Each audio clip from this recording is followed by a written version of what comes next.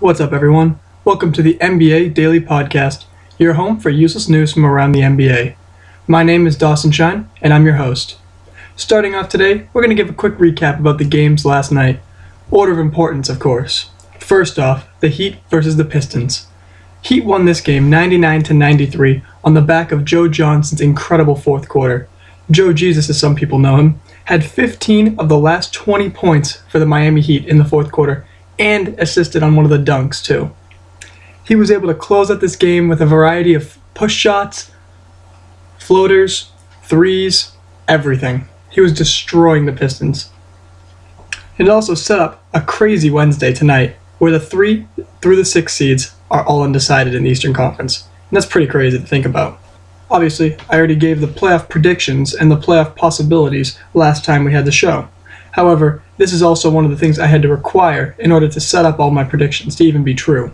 So, it's a very important win because it leaves the final day of the NBA regular season with 3 through 6 seeds up for grabs. And that's crazy to think about. Right now, the Heat do have the 3rd seed with this win, and the Pistons, unfortunately, were relegated to the 8th seed in the Eastern Conference and have the unfortunate matchup of facing the Cavaliers in the playoffs. The reason for this was because with their loss and the Pacers winning, it pushed the Pacers record out of possibility for the Pistons, which allows the Pacers to have the 7th seed matchup against the much more favorable Raptors. Obviously, no team in the playoffs wants to face the Cavaliers. Of course, Reggie Jackson of the Pistons fired shots right at him saying, "I don't want to face Goliath's brother, I want to face Goliath himself." So, the Pistons are not lacking in confidence, they're definitely just lacking in talent, and will get swept, most likely. But, another interesting factoid from this game, the Heat are now 2-0 when Goran Dragic loses a tooth. Now, this is definitely my favorite fact I've ever heard in the NBA, because it's so incredibly ridiculous that it's happened more than once. Goran Dragic lost a tooth last night, because for some reason, dude never wears a mouth guard. But after losing his tooth, they ended up going to win the game. Turns out, second time it's happened. In his post-game interview, he actually made a comment saying that it's pretty funny how they're 2-0 when he loses a tooth. He wishes he could have more. And I agree, because it's pretty entertaining to see him consistently losing teeth and winning games. But there was something even funnier last night, and that was the Spurs-Thunder game, which was just funny in a sad way. The Thunder sat Ibaka, Westbrook, and Kevin Durant for this game in order to rest them for the playoffs. And they were playing at the Spurs' home court, which, as you know, was a hard-fought battle against the Warriors last time. And it took it all the way to overtime before the Spurs could win this game, 102-98. 40-1 at home this season ties the record of the 86 Celtics for the best home record of all time, but they almost lost to the big 3-less Thunder. That's pretty crazy to think about, and pretty scary for the playoffs. Looks like they might need a little bit of rest before they can face off against the Warriors in the playoffs, which hopefully they'll get once they sweep whoever wins the 8th seed, whether that be Houston or the Utah Jazz. Another game last night that was pretty interesting and important for playoff seeding was the Pacers versus the Knicks. The Pacers crushed the Knicks 102-90. George Hill and Paul George combined for 19 points each, and they clinched the 7th seed with this win thanks to the Heat destroying the Pistons as well, which sets them up for a great first-round matchup against the Toronto Raptors, which I'm pretty intrigued with because I feel like the Pacers can give them fits with their lineup.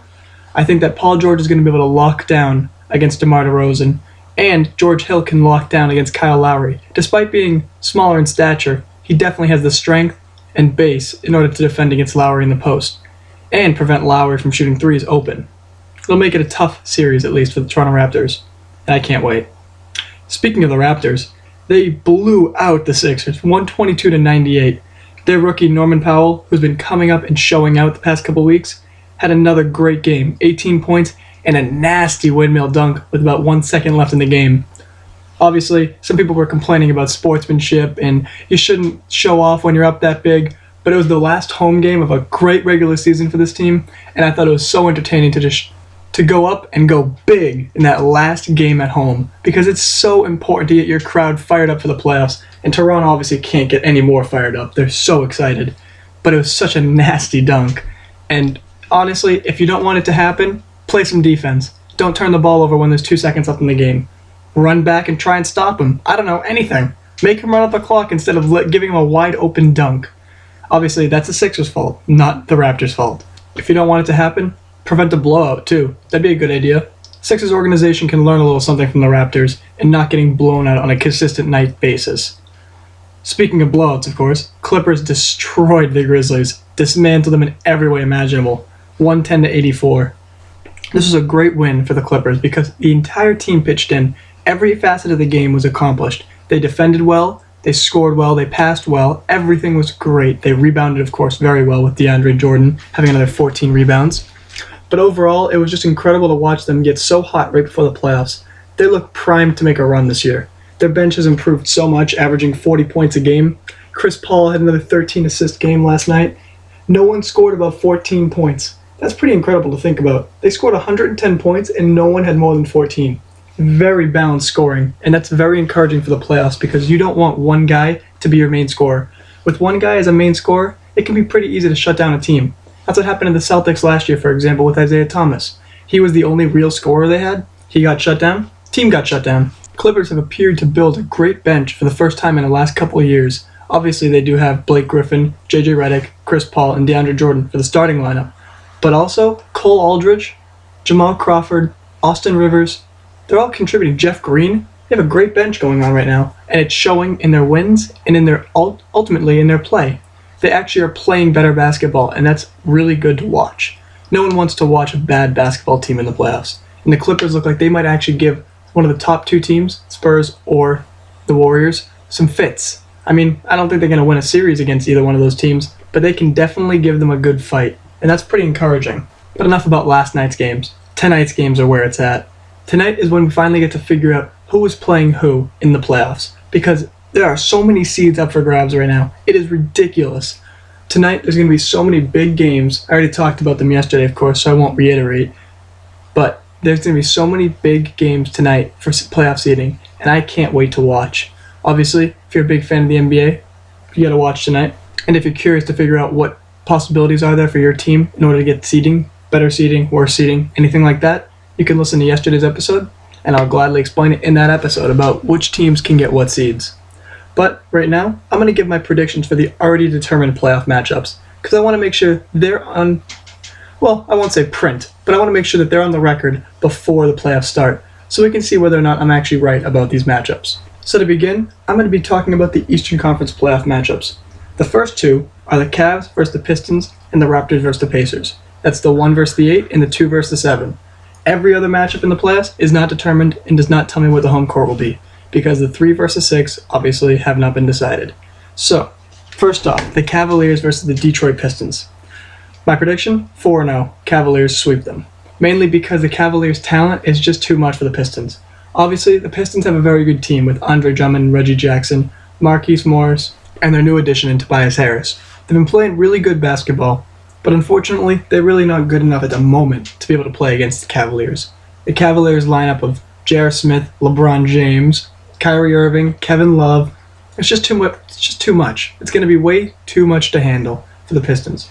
Pistons will give it a good shot, and I think there will only be one blowout in the series, maybe one 20-point win for the Cavaliers. Everything else will be pretty close, within 10. But unfortunately, the Pistons will get swept.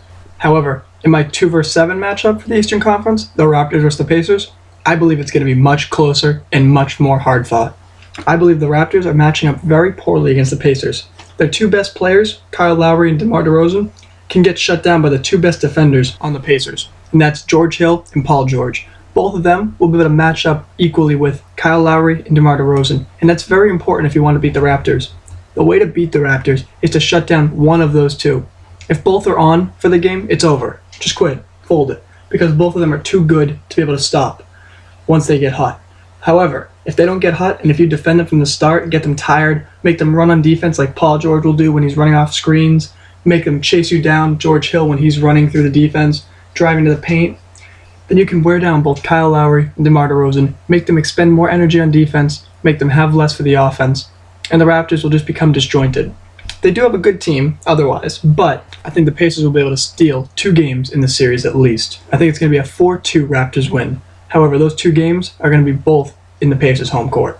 They won't be able to win in Toronto. Toronto's crowd is insane. I remember when they had the series against the Nets a couple years ago, and they had the F Brooklyn chant outside, 20,000 people waiting outside the arena to watch it on Jumbotrons and stuff. It's incredible the crowd they get, because their city loves basketball. People don't recognize the fact that Canada loves to watch the NBA, but they do, and they're going to get hyped for this new team. This team is the best they've ever had. 55 wins so far, an incredible season, best of all time for the Raptors' history, and they are so ready for these playoffs. It's going to be insane in the Air Canada Centre, which is why I predict a 4-2 victory with all the Toronto games being a win for the Raptors. Now, there's no other matchups to speak about in the Eastern Conference because the other ones have not been determined. However, the Western Conference has none either. They have not a single matchup that's determined yet. And I know that sounds crazy to hear, but all top 4 seeds in the Western Conference have already been decided. The Golden State Warriors are the number 1 seed in the Western Conference and in the NBA. The San Antonio Spurs are the 2 seed, the Oklahoma City Thunder are the 3 seed, and the Clippers are the 4th seed. However, 5 through 8 have not been decided yet. It's incredible to think about, because originally Memphis had a huge lead on the 5th seed. However, with a bunch of losses due to injuries, they've been able to fall all the way to the 7th seed. So you have Portland, Dallas, and Memphis fighting through the 5 for 7 seeds. Also, Houston and Jazz are still fighting for the 8th seed. So not a single game is actually decided yet. Not a single matchup. So it's going to be a busy day for the playoffs of the next coming hours. We're going to be finding out all the matchups just tonight. 6 playoff matchups are going to be determined tonight, and that's crazy to think about. It's the last day of the season, and we still don't know all the playoff matchups yet. Teams can't even game plan yet because they're still fighting for their seeds, their home court advantage from the Eastern Conference, or just to see who they're going to be facing in the Western Conference. And that's pretty crazy to think about. But enough about the playoffs. We're going to be talking end of the regular season awards now. For the next coming days, I'm going to be going over each one of the awards and giving my predictions or my picks for them. First off, I want to talk about the most improved player of the year. And my top candidates, Jay Crowder, Boston Celtics, CJ McCollum, Portland Trail Blazers, and Will Barton, the Denver Nuggets. Now, I don't know if many casual fans will actually know who Will Barton is, but you certainly heard of Jay Crowder or CJ McCollum. Both of them have been playing very, very well for their respective teams. So the way I'm going to do this is I'm going to give you a rundown of their stats for this season, and a rundown of their stats from the last season, to show you how much they've improved, at least statistically.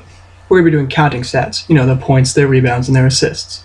But then I'm going to give you my reasoning as to why I think whoever I pick will be the winner. So first off, Jay Crowder. Jay Crowder has been averaging 14 points, 5 rebounds, 2 assists, and 2 steals a game as a Celtics. And last season, he averaged only 8 points per game, 4 rebounds, 1 assist, and 1 steal. So he nearly doubled his points. He definitely doubled his assists and doubled his steals, and got another rebound. But on top of that, he's become the 2nd biggest offensive player for the Celtics, who are a playoff team fighting for the 4th seed at best in the next coming hours. So, he's a huge contributor to a playoff team, a 4th seed, that is actually showing up both on the offensive end and the defensive end of the court. He's also one of the best wing defenders in the NBA. So doubling offensive production while also developing his defensive skills to show he can play as a great defender, which he already showed he was capable of, for more than 20 minutes a game. Now he plays upwards of 35, 36 minutes a game, and is still a great defender every second he's on the court. And that's huge for showing how improved you really are. Next up, CJ McCollum. Now he has exploded this season. He was almost an all-star this year. That's how good he was. 22 points per game, 3 rebounds, 4 assists, and a steal. And those are some insane numbers. That's a great, great stat line. That's up from 16 points per game, 3 rebounds, 2 assists, and 1 steal. So he doubled his assists, and he added 6 points per game, which is not as much as you might think it is. It's not like he doubled his scoring or anything like that. But 6 points per game on top of 16, that's a lot. He's averaging 22 a game. That's like a fifth of a team's production. So honestly, he's really shown to be a great offensive player. He hasn't really improved his shooting, but he stayed shooting at a great percentage with more shots, and that's really important too. He's playing more minutes, and he's shown up as the 2nd best player on a playoff team as well, just like Jay Crowder. Now, CJ is not as good of a defender as Jay Crowder. However, he is still a good defender. He's a net positive. He's also a much more polished offensive player. He can shoot, he can score, he can drive, he can pass. Just a great offensive player to partner with Damian Lillard in Portland.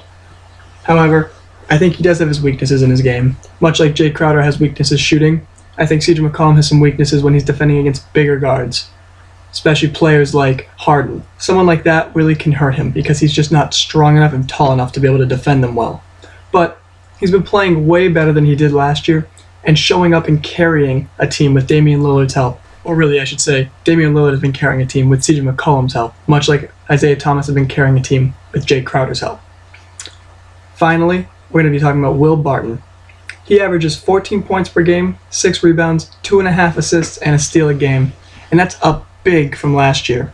He only had 7 points per game, 3 rebounds, 1 steal, and 1 assist. He's also shooting 7% better this season, so he's basically doubled every single one of his counting stats, and he's shooting better from 3, shooting better from the floor, shooting better from the free throw line. Just overall, he's improved so much. He's playing double the minutes, he's averaging 32 a game, and he's just showing up on both ends of the floor as usual. He's also had some great dunks this year. He even earned himself the nickname Will the Thrill, which he really is at times. He was also in the dunk contest this year, which showed America who he really is, because he really hasn't been in the spotlight at all. He wasn't really anything important last year when he averaged 7, 3, and 1. That's nothing. No one really knows who he is. But now this year, 14, 6, and 3, that's some pretty good numbers for a third-year player who really wasn't supposed to be much in the NBA. So, he's definitely improved quite a bit. I don't think he's as good a defender as CJ or Jay Crowder. However, he is definitely a great improvement on offense, and it's great to watch. Denver has a bright future with him. However, my pick overall for most improved player this year has to be CJ McCollum. He's turned into a player who can actually carry a team's offense when Damian Lillard has been sitting. He's shown he can lead a playoff team and help them win games every single night, scoring 20-plus points a game a lot. That's incredible to watch for a player who wasn't supposed to be a great offensive player. He was supposed to be a really good shooter, but that was about it. He's shown he can do everything on offense. So I really got to give it to him. I'd love to give it to Jay Crowder as a homer, because I love the Celtics, but he just isn't as good, and he's not as improved either. CJ McCollum went from a player who didn't really do much off the bench to someone who now averages 22 a game starting and carrying a team. And that's definitely something Jay Crowder can improve to, but has not done yet. So CJ McCollum is my pick for most improved player. Let me know what you guys think. Give me your opinion and your arguments in the comments. Also, like and subscribe if you enjoyed. Any feedback is nice. Thanks for listening.